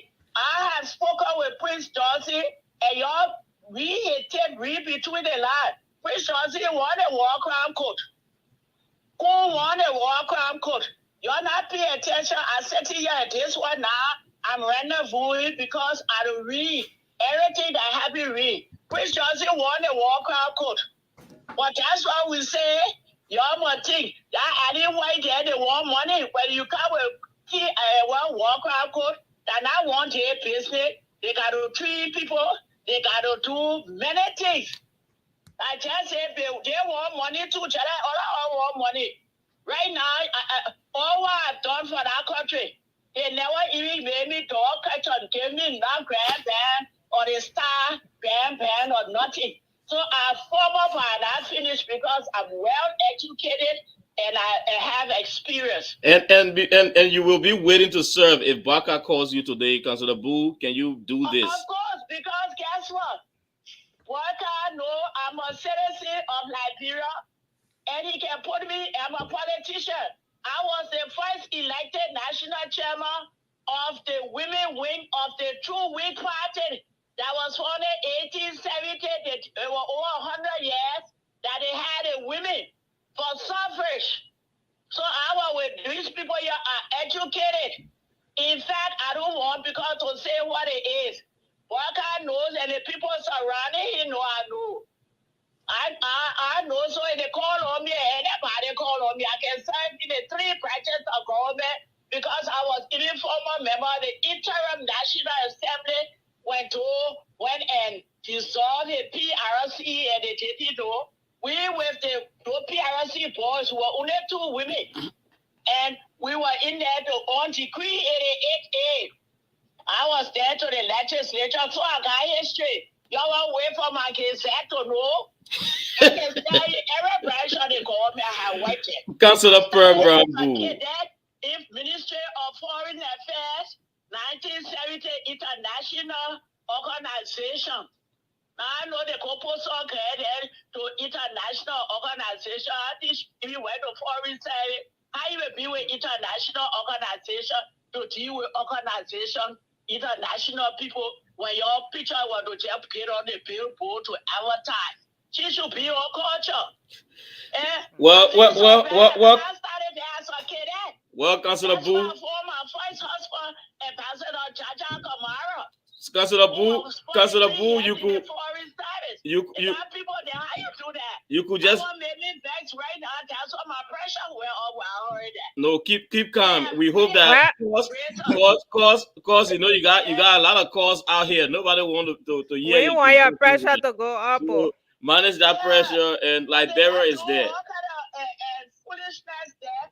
Some by chance people, you ought to be embarrass us. So the appointment of Joseph Boakai is not correct. It's foolish. Some of the appointments. Boakai being in Liberia as president now is timely and the right person to be there because he been around long time agriculture all around. And let the people know Joseph Boakai wife is an intelligent, educated woman. I probably smart, but I can say that somebody who's smarter than me. So, and she's a godly person. She will pray. She no fool. Somebody can talk, but she can't read a country woman. I knew her from 4th grade, like here in 5th grade, like here in 6th grade. Double promotion, I knew her to the Baptist Seminary. She dukes, I dukes. And I know stupid girl, she worked in Firestone. She's no so Katumu no plenty of those people. He better listen to his wife, and that's what God put them together for, and don't follow those Jezebels. All right, Councillor, we will leave it at that. We hope to have you here another time, but we hope that you have yourself a wonderful time. Please. And I need no further argument because I can stand my ground. Okay. Councillor Pearl Boo, thanks for joining us, Council. We will have you another time with us here because we know you are a great historian, somebody who can tell us about Liberian every day. So we hope to have you another time, Council. Have yourself a wonderful, wonderful, and a blessed weekend. Yeah, and I only talk to people that you been around long and know, and I'm not here for no bullshit. See, ready to call. Sorry, guys, for that. That's what happens on these live interviews with top people of such. But whether you listen to her, she touched clearly on a lot from the appointment, she's very the issue, knowledgeable. the need for vetting, whether people that are coming, they are coming with the right credentials, whether people who are being targeted, violated their code of conduct and all of that. She's talking about the need for the TRC. She said Prince Johnson wants it. She spoke to him. So I think we hope that Senator Johnson will not give her a line in his sermon on Sunday, but we will be watching that. But guys, you listen to her, man. She's a tough talking and knowledgeable lady. Yeah, and what she said about the government not just going after these people who hold tenure position, but go after them with facts. You cannot just, oh yeah, they violated their terms of reference, but you cannot just appoint to their position. Go after these people with facts. Use the law to take them out. And basically, that's what she said. Akaros, Grace Cyrus, and Nicene wedding. Akaros, we hope to have you here after next week. 6 years. We want you here next week Friday. Let's talk about your why is he after 6 years wedding? Why they abandon you, or you're not? I saw the former representative Pushikino. He was there doing his thing in Grand Cape Mount. The man enjoying his retirement, though. Yeah, so he's back on the waters he came out. But we hope to have you sometime soon, Akaros. There are a lot of things that are happening now. Your area, the Western Cluster, is a 10 zone. We hope we can have you here. Bloody Zoom. Yeah, it's not easy over not there. 10, yeah. But guys, we had a wonderful morning. It started on a slow note, but ended all with the tough talking. Councilor Pearl, she never disappoints. So Councilor Boo, cousin Pearl, she never disappoints. Yeah, and she's a historian. We need people, like that. Our elders who served in our government, we can go to them, for information, talk to them. They understand, they've been around, so they know the history. And these people know what it is, Yeah, and we hope Joseph Boakai will tap onto the talents of these guys. We have not seen most of those who were close to him doing campaign. The leg of John Molu. We're hearing that John Molu is still far. What's going on? We're hearing that even the TRC, former TRC boss, Jerome Verda, all the guys, John Balut, all the guys who were around him doing campaign. Some of them are still far. Their names are yet to be called. What's going on? Strange people are coming into the executive mansion. Strange people. Not, I'm going to say strange, not from within the party cycle. They are surfacing. We're seeing, what's going on. We hope that things would turn around. It's been almost 1 month now, more than 1 month. He's yet to appoint all of his officials. And when names come out, I hope my name will not be the wedding name, will not be on one people. So people don't even know the names are there. And I mean, they're shocked. In confident, they're like, oh, I just got it. So maybe they're friends to the French, and we're hearing that. Aren't they normally supposed to send out a letter to you or an email before making the announcement? You do receive that green letter before the pronouncement before is made. Making the announcement. Yeah, and I see Mark Jabater is in government finally. What is he doing? What's his Urban job Affairs. again? Urban Affairs. Urban Affairs. and this visually impaired guy is another person. Noah Gibson. Yeah, Noah Zhao Gibson. He's one person whose appointment, really touched my heart indeed. I don't know if I'm right, he's the first visually impaired person to be appointed in, by the president. I don't know. I will have to do the research, but again, it tells us Biancota was. I mean, but he was in the private sector. No, he was in the private sector. He had the Christian Association of the Blind. That was an NGO, But again, guys, what's up for the weekend, the Friday? Okay, we need to talk about your shop. Oh my God! The launch of your shop. I don't know whether you see this.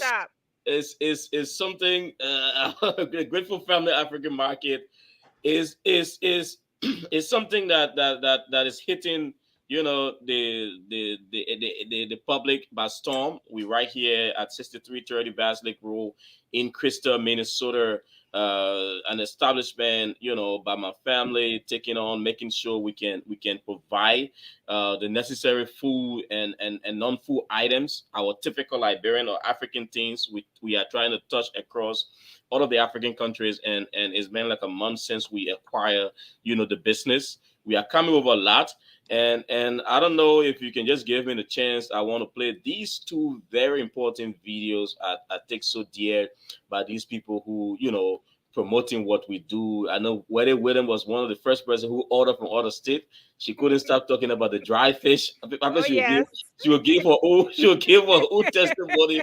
But let's see if we can drop this. If you guys just permit it, let's see if we can drop this. It's loading up. But anyway, I just want to say to you all, Cyrus McGee has an African store in Minneapolis, and Sarah has made it. He has been able to accommodate the needs of Liberians or people outside of Minnesota. So even if you live in Georgia, or like Dada lives in Georgia, Dada, you only line.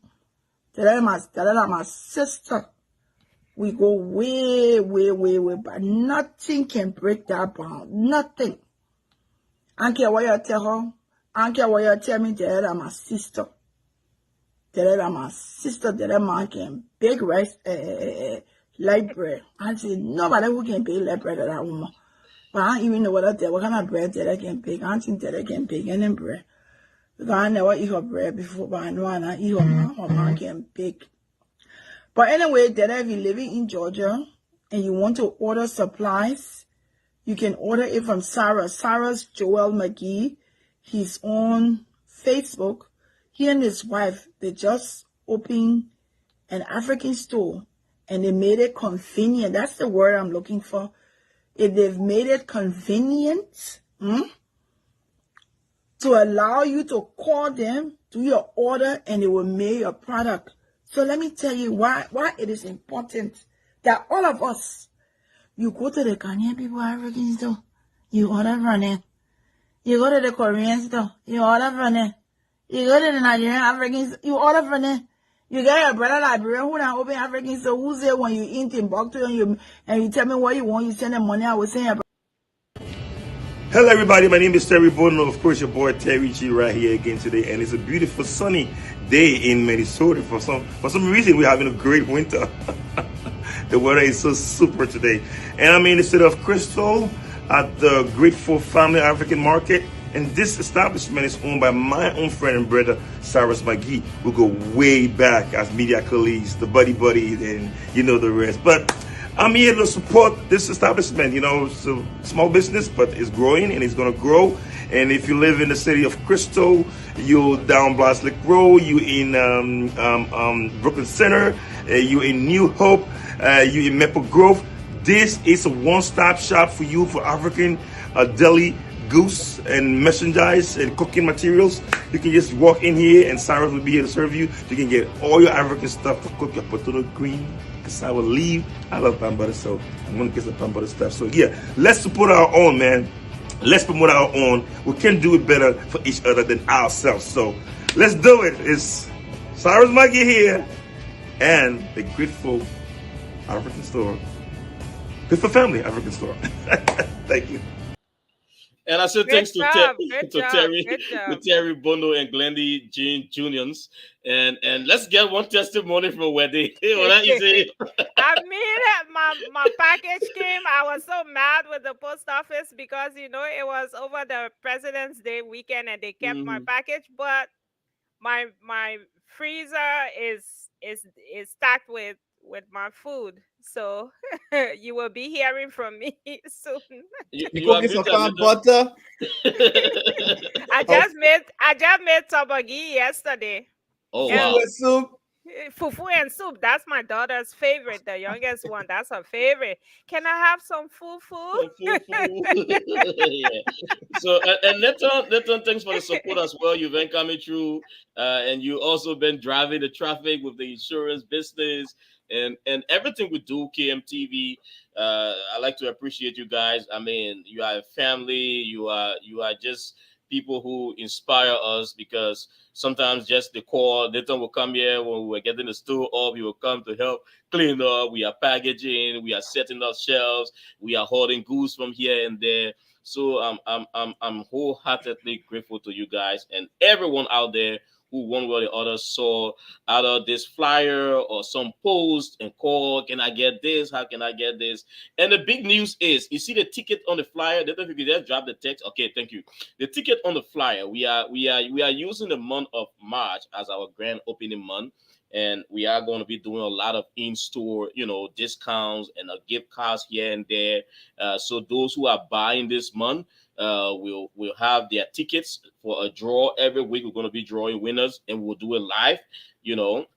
I have some beautiful young ladies, Amira and Joelle. They're going to be running the draw here in store. So once you buy at the back of that coupon, the one you're leaving with us, you put your name and your phone number, and you take your slot with you. Once your number is drawn, we're going to call you. You probably get some discount on your nice in-store purchase, or whatever you order online. Our website is coming soon.